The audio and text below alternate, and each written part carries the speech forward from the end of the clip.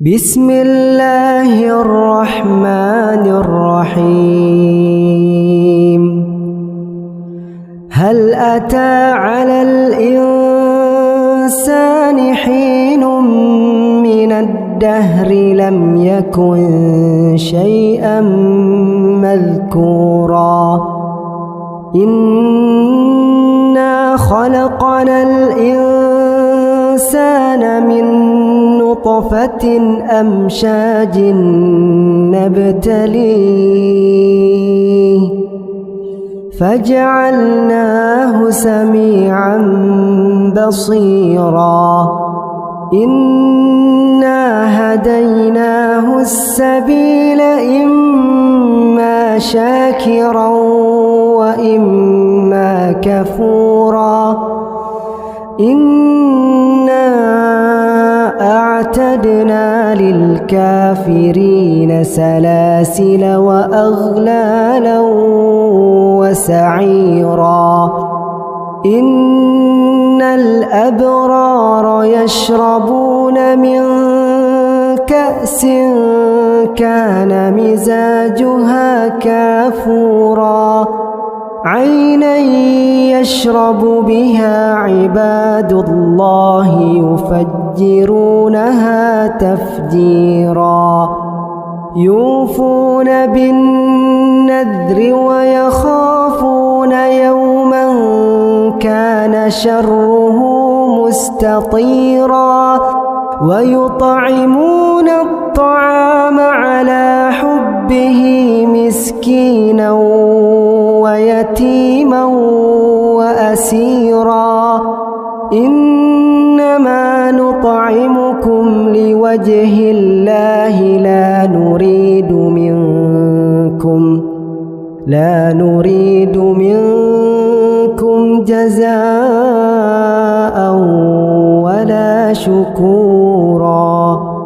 إنا نخاف من ربنا يوما عبوسا قمطريرا فوقاهم الله شر ذلك اليوم ولقاهم نضرة وسرورا وجزاهم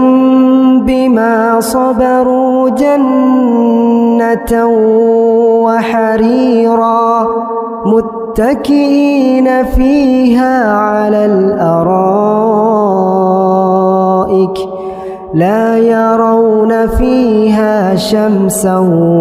ولا زمهريرا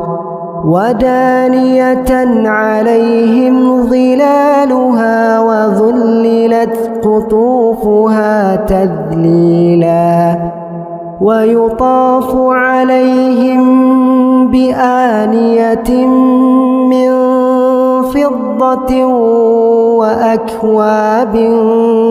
كانت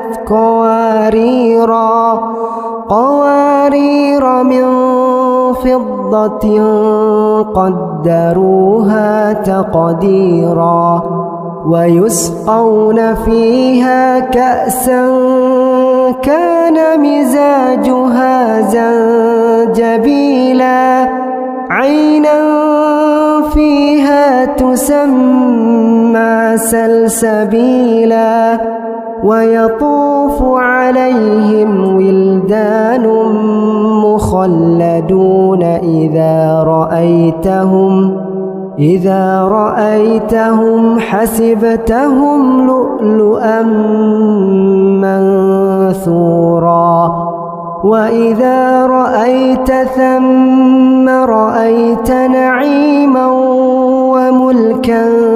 كبيرا عاليهم ثياب سندس خضر واستبرق وحلوا أساور من فضة وسقاهم ربهم شرابا طهورا إن هذا كان لكم جزاء وكان سعيكم مشكورا إنا نحن نزلنا عليك القرآن تنزيلا فاصبر لحكم ربك ولا تطع منهم آثما أو كفورا واذكر اسم ربك بكرة وأصيلا ومن الليل فاسجد له وسبحه ليلا طويلا إن هؤلاء يحبون العاجلة ويذرون وراءهم يوما ثقيلا نحن خلقناهم وشددنا أسرهم وإذا شئنا بدلنا أمثالهم تبديلا إن هذه تذكرة فمن شاء اتخذ إلى ربه سبيلا وما تشاءون إلا أن يشاء الله إن الله كان عليما حكيما يدخل من يشاء في رحمته والظالمين أعد لهم عذابا أليما.